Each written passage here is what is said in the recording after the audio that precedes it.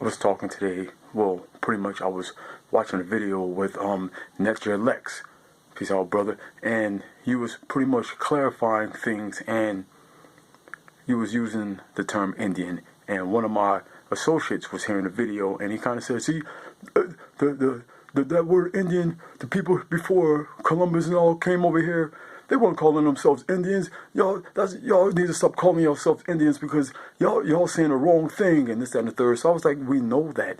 And when we're among each other, we don't call each other ourselves Indian. All right? Indian is a term universally used now that represents all indigenous people on the globe. All right, and he was like, man, y'all need to just get over this stuff, man. That happened years ago. This is a whole new era, man. It ain't about color no more. It's about personalities and character and this, that, and the third. And you know, at the moment, you know, I was being overwhelmed by it. But the more I started thinking about it, I was like, you know what? And this is I'm doing. This is my thoughts.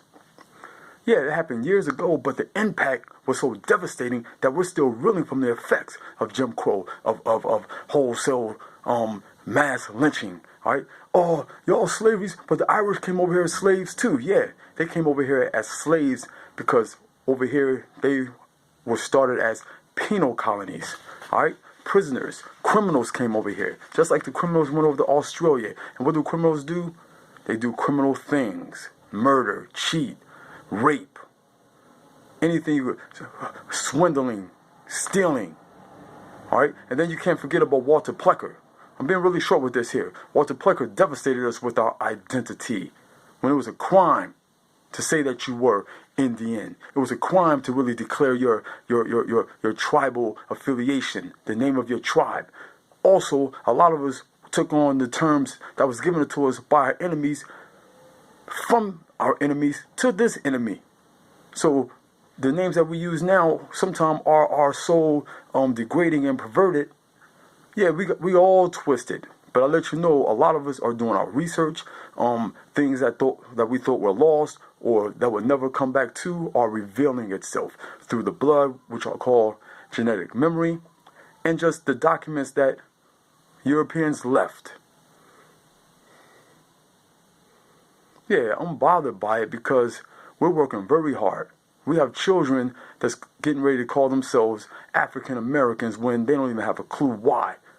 We have these rappers talking in a language I don't even understand, thanks to Jesse Jackson with that Ebonics and with the term African American. All right. When I hear my friends, my white friends telling me, yo, that was ancient history, you need to get over it. All right. I don't benefit from white privilege. Yeah, with your own kind, even the lowest, even white trash, when they're compared to black people, you'll see the white privilege. All right. But the key to it is where we have a lot of work to be done, and today was a clear example of the skepticism of the rhetoric that I hear when we're trying to reassert ourselves, when we're trying to realign ourselves with our heritage, with the vibrations, with the frequencies of the mother, which we call America. And we know that it's stupid to call yourself African American, just like it's stupid as to say I'm American. All right. You have to affiliate yourself. You got to either be Shatai, Yamasi, Geechee, Mohawk, Lenape, and then in these groups there's bands and there's families and there's tribes. Yeah, we have the complex system too. And you can't forget that we're still at war. Now it's the swiping of the pen. Just like we was painted with a broad paintbrush that declared us all black, Negro, colored, now African American. Also, you guys were painted with a broad brush with white privilege. Even the poor white trash is white privilege compared to someone like me. Alright? I have to really let you guys know how I feel, what's on my mind with this, because yo, we're still reeling from the effects. So when I hear a Caucasian person telling me to get over it, that was in the past, that was a whole different era. Yeah, they really did a hell of a job, and it's affecting us now.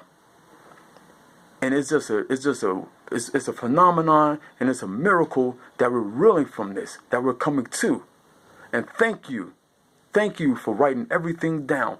Thank you for documenting everything that you've done. All right. Yeah, we have pictures and cameras now, but they had portraits. They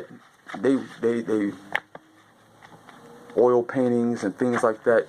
I can show you illustrations now. When I want to find illustrations, I don't have them. But listen, it's clear evidence. We know who we are. We know we are the true indigenous people here on this landmass known as America.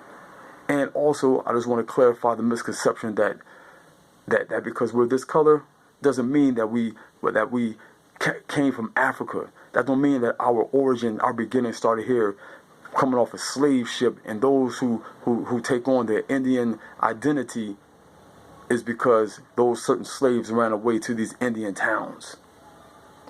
All that stuff has been fabricated, been told to us, and like children, we had to believe it. So, pardon me if I get upset about it. Pardon me if I don't agree with you that this is not over, because it's not over. I see it every day in the hood. I'm not saying in my tribal community. I'm saying in the hood. And that's because you see black people like Oprah, Bill Cosby, and all them. Those are the exceptions. All right? Because it's been systematically designed to keep us marginalized. Because if the field was level, and even if you do have a head start, we still catch up. Like, look at us now. And whenever they feel that threat, they come at us. They try to take our women from us. They're trying to take our jobs from us. And what happens? They revert to rioting and murdering and lynching.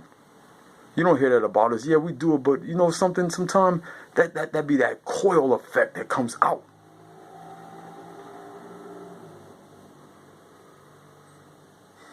Yes, I'm Indian.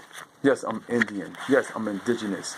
Yes, I hail from the NATIVSUNATION. I hail from the Shawnee. I hail from the Lenape. I hail from the whole continent. I can step my foot anywhere, any tribe, any nation, and be at home. And this is not malice. This is just something I just want to clarify. And it comes out this way because, yo, white America got it twisted.